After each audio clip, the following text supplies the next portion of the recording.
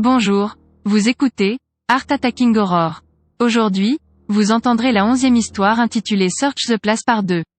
Dans l'histoire précédente, vous avez entendu dire que lorsque l'œil de Quantum s'ouvre, il se retrouve dans la jungle avec des amis. Il voit un garçon faire de la puja assis devant Shivalinga.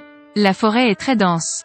Le garçon se transforme lentement en serpent, puis une balle arrache le corps du garçon. Il s'effondre et commence à papillonner, et il regarde vers Quantum. Pour écouter la partie 1 dans son intégralité, le lien se trouve dans la description ci-dessous. Maintenant, l'histoire à venir. Quantum a peur après avoir vu cela. Maintenant, il réveille ses autres compagnons et s'enfuit. La forêt est très grande. Tous les gens courent et s'arrêtent au même endroit, parce que les balles continuent. De plus, il y a une guerre entre les Britanniques et les révolutionnaires. Dans lequel 5 révolutionnaires s'enfuient, tous les autres sont tués. Plus d'histoire de ces 5, vous pouvez entendre notre histoire précédente en flashback, dont le lien est donné dans la description ci-dessous. Soudain, l'œil de Quantum s'ouvre et il se retrouve à l'intérieur de la voiture. Après avoir parcouru une certaine distance, la voiture devient un accident, à cause duquel l'obscurité tombe sous les yeux de tout le monde. À 12 heures, Jem se retrouve à la poursuite de ces 5 révolutionnaires. Il est tout seul en le voyant, les révolutionnaires entrent dans une grotte. Jem les poursuit également. Il fait très sombre à l'intérieur. En cherchant, il atteint une pièce. La pièce est sombre. Soudain, la lumière s'allume dans la pièce. Il voit que la pièce est pleine d'armes, puis avec un soupir, l'attention de Jem va vers le haut, où l'on voit 12 pieds le battre. Soudain, Jem se blesse à la tête, ce qui le rend inconscient. À 7 heures, la théorie se réveille, supprimant les papiers ci-dessus, Cruz est introuvable. Elle sort maintenant de la pièce pour trouver Cruz. À la recherche d'eux, elle rencontre Diviaska. Deviska gisait inconsciente à l'extérieur du dernier lock-up. Deviska le réveille. Au réveil, l'appareil pointe vers la cellule. Effrayé à l'intérieur du huis clos, Sama est assis sur un banc scientifique. Au bout d'un moment, il se réveille, fait 3 ou 4 pas, puis commence soudainement à avoir des convulsions, ce qui le fait courir. Une étrange folie commence à le frapper, il commence à se cogner la tête contre le mur, tombe au sol et déchire les vêtements et tente de sortir en brisant les barreaux de la prison.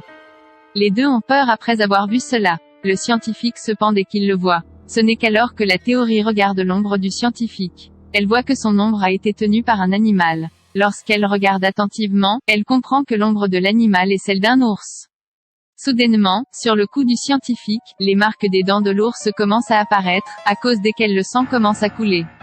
Tous deux se sont évanouis après avoir vu cela. D'un autre côté, Steck se promène dans la bibliothèque de la prison uniquement lorsque des sons se font entendre dans ses oreilles. En regardant vers l'avenir, il voit le geôlier d'un côté d'une table ronde et l'ancien Premier ministre de l'autre qui parlent entre eux.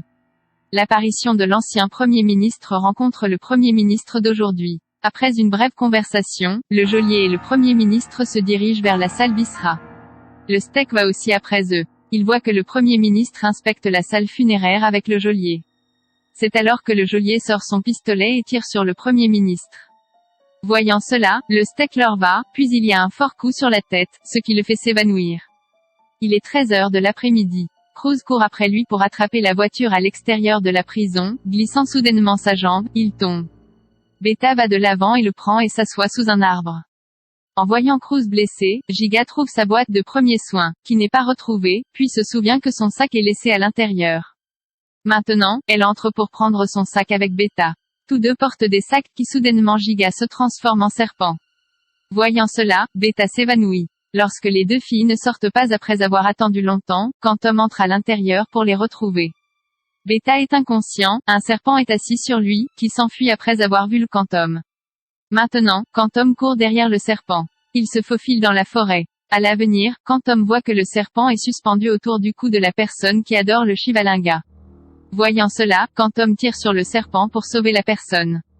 Le serpent s'enfuit avant d'être abattu, Quantum court vers lui, alors seulement sa jambe glisse et il devient inconscient. À 1h30 de l'après-midi, Beata, assise dans une voiture en mouvement, se rend compte que quelque chose est enveloppé dans ses jambes. La voiture est sombre, alors elle allume sa lampe de poche mobile, on la voit enveloppée d'un serpent.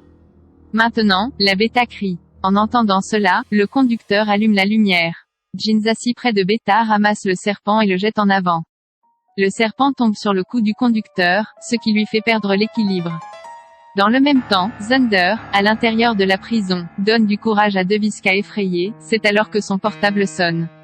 Quand Tom parle pour le rencontrer à l'extérieur au téléphone, Xander sort, puis voit Cruz, quand Tom, Jean et Beta se lever. Ce qui lui parle d'arrêter les recherches d'aujourd'hui et de diriger l'hôtel. Maintenant, le tonnerre entre pour récupérer le Deviska. En atteignant un endroit à l'intérieur, ses pieds s'arrêtent. Il voit que Deviska et Shiori regardent une cellule, dans lequel un scientifique est accroché à la potence. Après un certain temps, une fille qui est en Jean sort après avoir déchiré le ventre de Scientist. Elle se transforme en ours à vue. En voyant cette scène, le tonnerre se met à vomir. Tous les trois s'évanouissent. C'est la nuit. En prenant conscience, 10 se retrouve dans un laboratoire. Il est midi la nuit. La lumière s'allume soudainement. Tous les yeux sur l'ours femelle emprisonné dans le bocal. De nombreux tuyaux et fils sont sortis du corps de l'ours femelle, qui est connecté à une très grande machine. Ensuite, la porte s'ouvre et une équipe de scientifiques entre à l'intérieur. L'un d'eux allume l'écran du scientifique qui est monté sur le mur, et l'autre allume la grosse machine. En voyant cela, l'ours femelle commence à souffrir. La chair de son corps commence à éclater. Dans cette séquence, son fœtus sort de l'estomac. Peu de temps après, l'ours femelle meurt de désir. Tous les scientifiques regardent l'écran. En voyant ce douloureux accident, certains des 10 présents de l'autre côté se sont évanouis, et certains ont les larmes aux yeux. Vous entendrez l'histoire après cela dans la section suivante. Si vous êtes nouveau sur cette chaîne, abonnez-vous, aimez et partagez la chaîne. Pour les notifications, appuyez sur l'icône en forme de cloche. Merci pour le temps.